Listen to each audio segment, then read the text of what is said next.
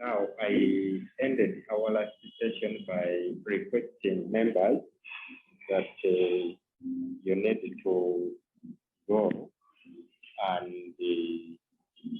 make some research about chaos study, and actually I told you to go and research about chaos report 2021 so that you get to know the various information system projects that have succeeded, those that have failed, and the reasons behind their success or failure. I believe that you people have done so, and you have at least now known some of those reasons. So last time we spent much time talking about actually discussing about project you get. Now we enter into now the element of managing these projects that we have been talking about. There we go to what we call project management.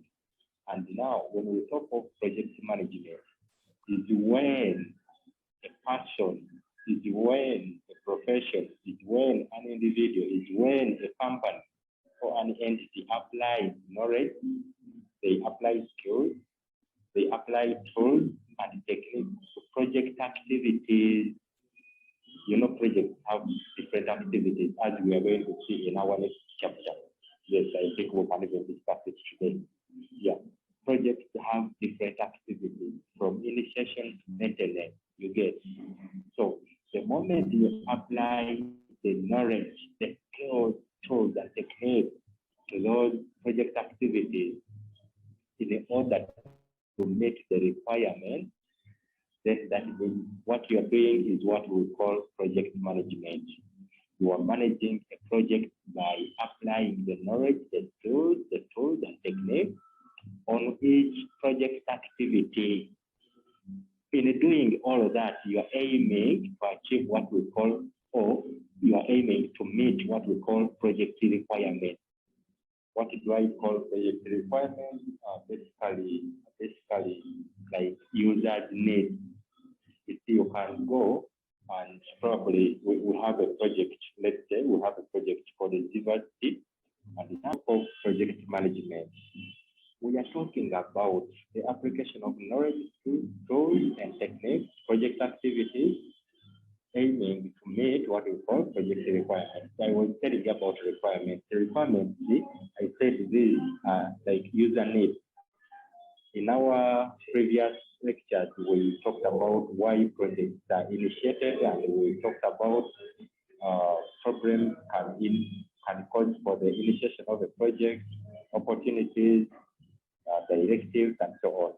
Now, for the case of a problem, normally people or normally users have what we call requirements. For example, someone may say, you know what, in our organization, we need our customers to buy and pay, make transactions online. We don't want people maybe to come at our headquarters to purchase stuff. Someone can just log on to the system, they enter in the details of a particular product, and then they are able to pay either through mobile money or any payment gateway you get. So now, that is a requirement. They need you to have a system that performs that. You get, yeah. So I agree with the project management board of knowledge, which came up with this kind of definition for project management. And one of the strongest, if not the best,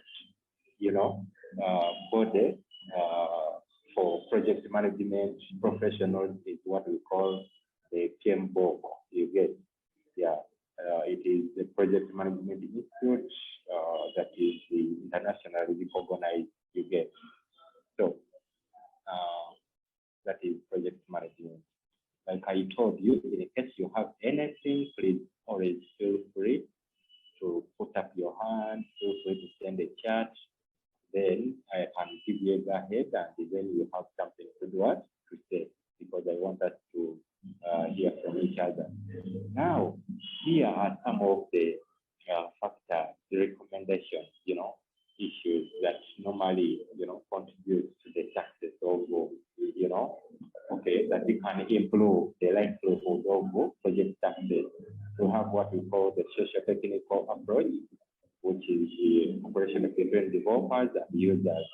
You see, once you don't cooperate, the developers and the users, then at a certain time, at a certain time, those who can see a picture in my profile, in the presenter's profile picture. That is, I actually extracted it from KLC reports. Yeah, whereby it is indicated that once different users misinterpret the requirements, then the outcome is in most cases the opposite of the what? Of the need, which is not actually good. So we have also what we call the project management approach, where this one depending more on processes and infrastructures. Like when you follow processes critically and clearly, then chances are high that the project will obviously succeed. You get, because now we know very well that before you start development, you have to personalize the requirement. What has been brought on board, then carry out feasibility study is what like the requirements, are they feasible, are they achievable? This can be in terms of time.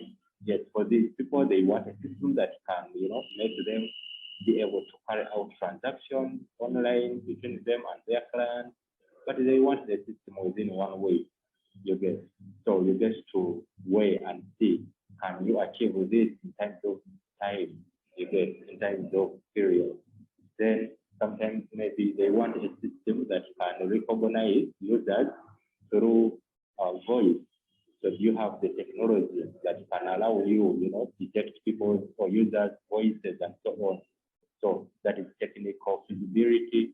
Then you have financial feasibility. You have the money, all that, So that is why I'm saying that now you have to carry out everything depending more on processes and infrastructure. We know very well that before you develop, at least you have to personalize the requirements, you go to design, and then you can start what?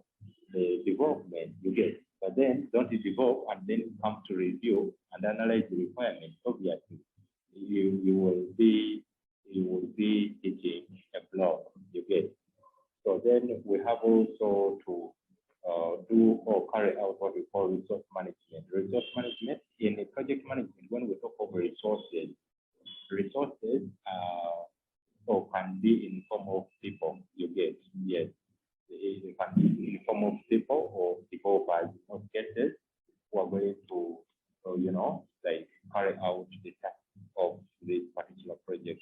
Yeah, but not only that, but also things like the hardware that you're going to use, the software, the technology, basically all those are what are resources. So resource management is very, very key in improving the likelihood of project work success. Yeah. Then delivering the outcome in a professional way as expected. Delivering the outcome in a professional way as expected.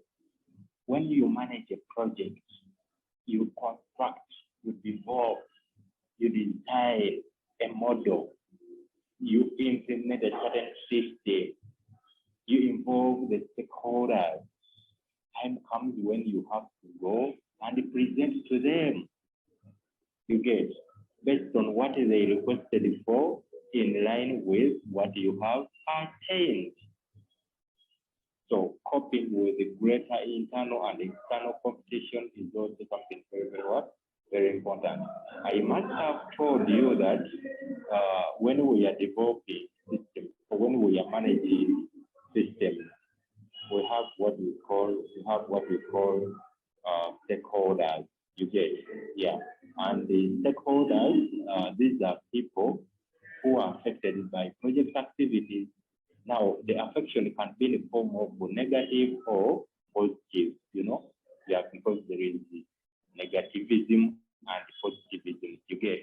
So in this case, when we talk about competition, the internal and external competition, competitors are also stakeholders of the project, you get, because the activities of this project in one way or the other obviously affect their performance, their survival in business, and so on. But we shall look at this later on. Now, improving efficiency and effectiveness. Then we have knowledge management approach, whereby you have to carry out what we call best practices. There are things which are not written, you get, but when they are the best practices, for example, you see, for you are in the third year. That is why I told you when I have just allow me to see how many people are, okay, we are still super 10, but this is not good, you get, because you are in the third year. This is when we expect you to be now real managers. Good managers are those people who can keep time, because you have to be exemplary. Other people have to be, studying each and everything from you. So now when I talk of best practices, I mean, it may not be company policy, that for us to develop a system, we have to follow this and that. But every time you best practices means that, for example, when you come to work, someone can say that maybe our best practice is that we first greet each other before you can start work. Instead of coming and you sit on your desk and then you start and leave.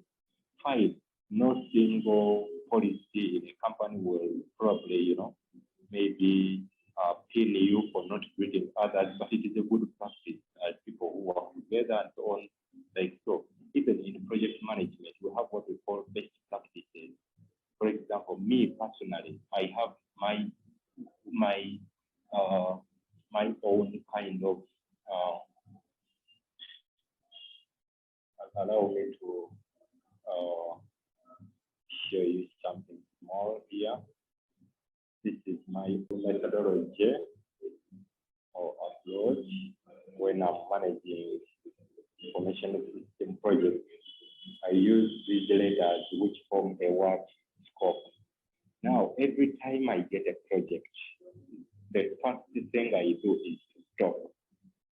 That is for letter A, I stop. When I stop, it helps me to understand critically what is needed, what is the project, what is the current problem that we are going to solve. So I can only do that by not rushing, but to settle my mind. I stop. Then after that has been achieved, then I can clarify. You get, yes, I clarify by still engaging stakeholders, so that, because sometimes, okay, some organization can say, what, we want a system whereby, people cannot access it without authorization. And then I'm like, okay, fine, we shall provide the authentication page whereby someone can enter username and password. But then, me as a profession, I suggest, or I think that maybe that one is not enough. Then we can as well add what we call the two-factor authentication, whereby even if someone gets your username and password, still they cannot access your account, especially if it is like maybe money remittance system or financial system, you get, whereby security is very, very important, you get. So such may be applicable to some systems, like now financial system, which may not be the case when it comes to maybe a learning management system, you get, because there is maybe nothing much you're hiding and so on. So now I get to see or concentrate much on only the clear requirement. Because at times you may do something, you put a lot of energy, yet at the end of the day, what you're doing is not basically required. You get, yeah.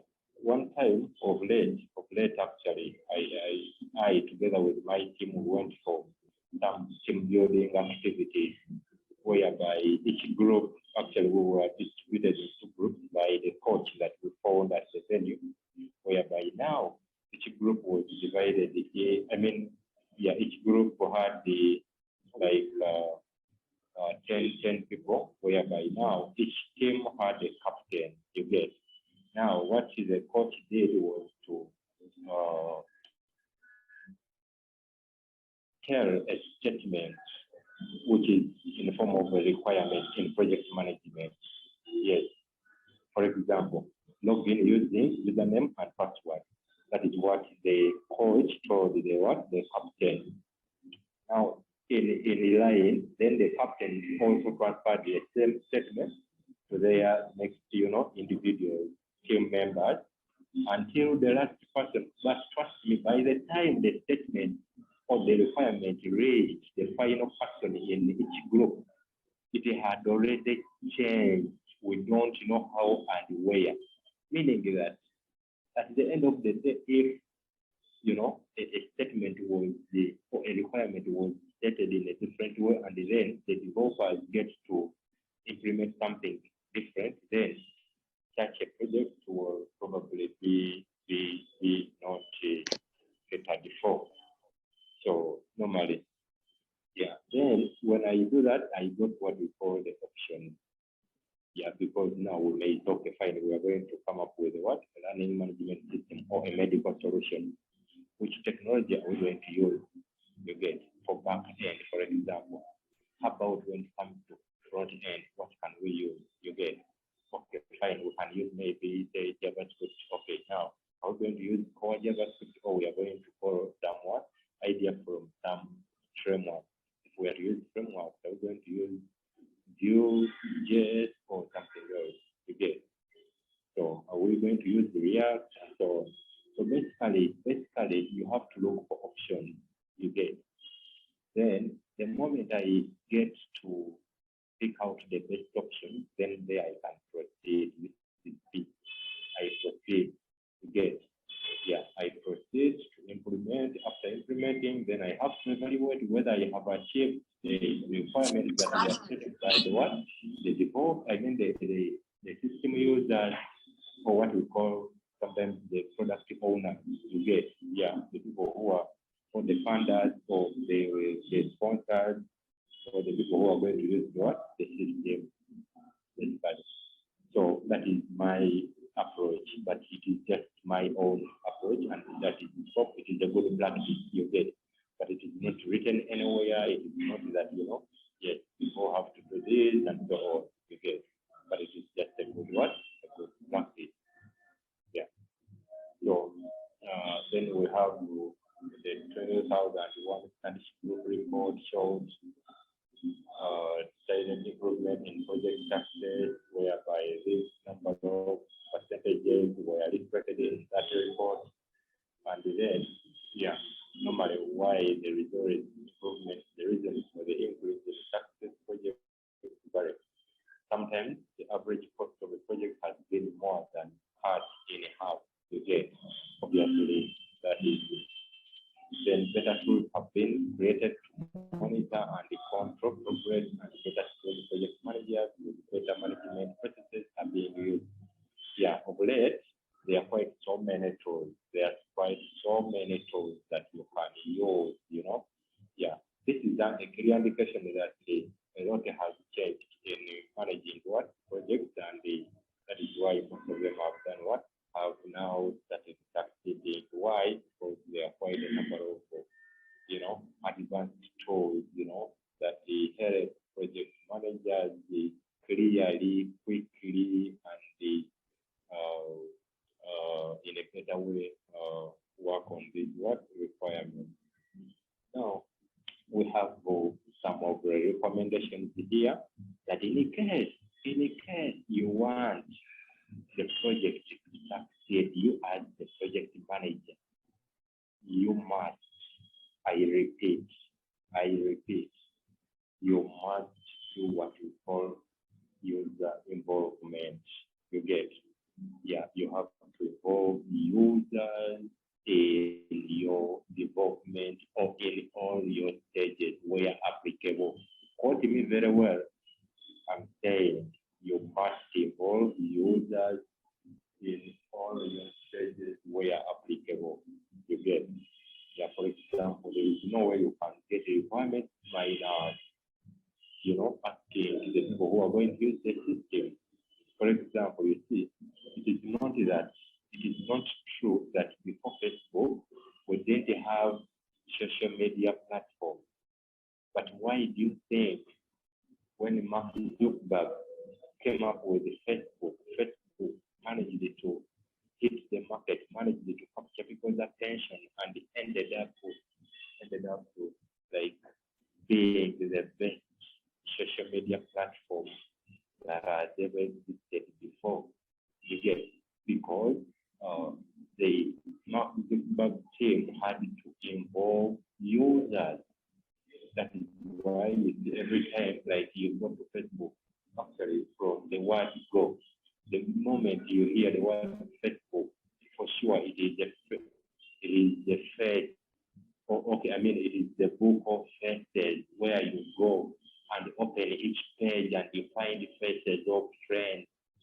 You get, so that is why, like, you realize that once you involve users, you get to know what they prefer.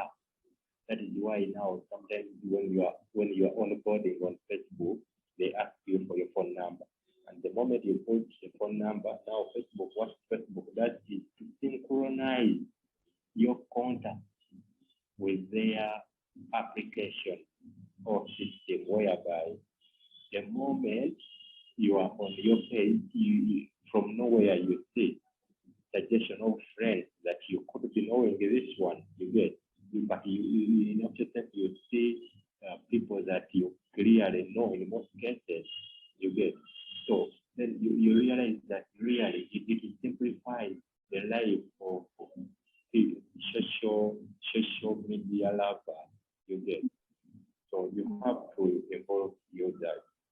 Last time I told you that I'm not here to teach you, but I'm here to train you so that you become perfect project managers.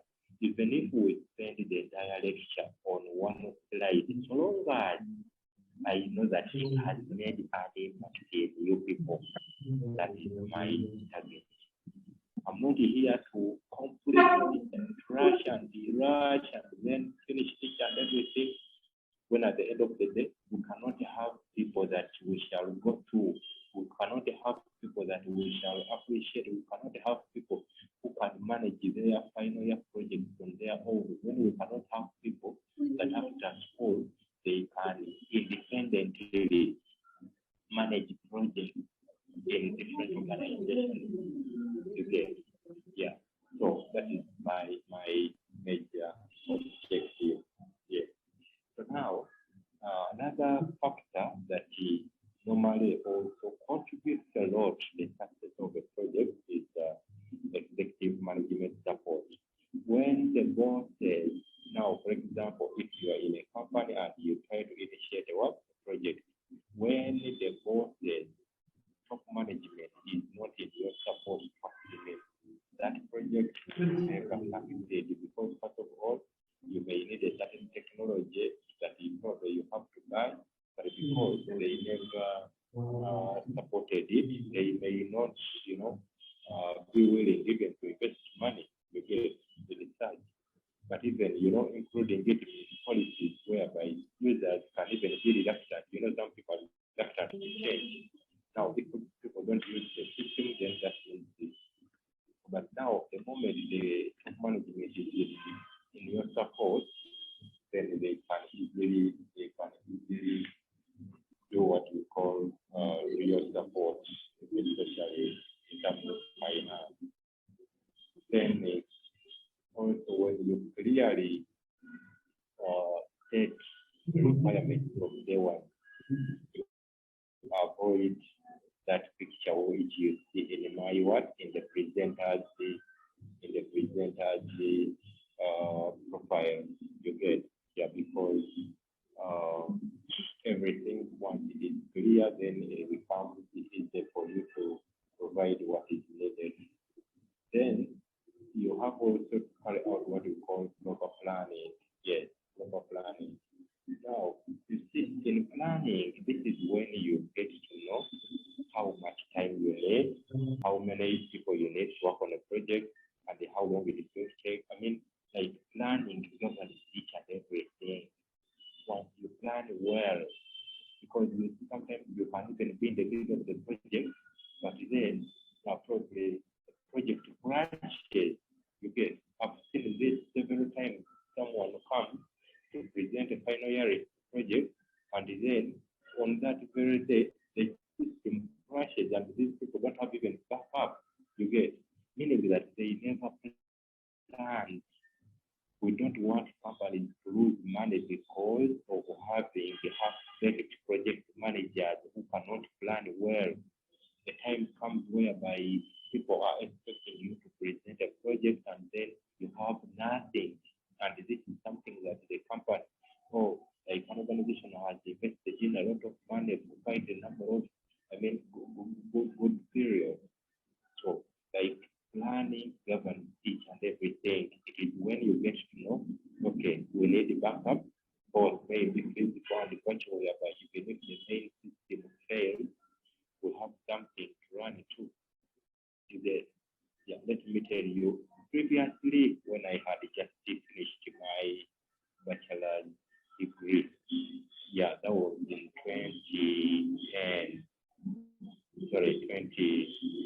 2011. Yeah. Now we were working on a project called Big Brother Africa, which is a multi-trade product in South Africa. Now we lacked some planning. Okay, we planned, but okay, we were overwhelmed because actually our good planning made us to be overwhelmed. The resources became insufficient.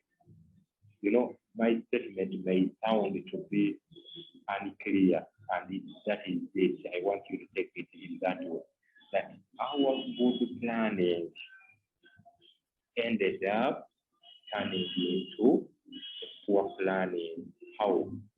You see, the shows could start between May and August, Big Brother. But before Big Brother could already start, Big Brother Africa, you know, Big Brother is one of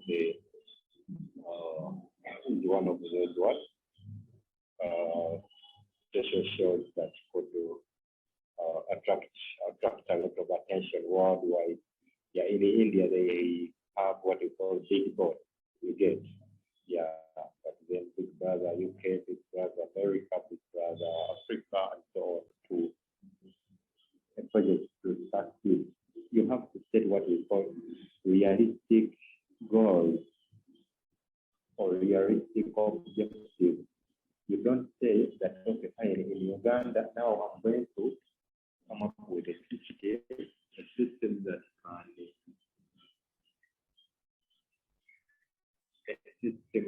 can detect a thief.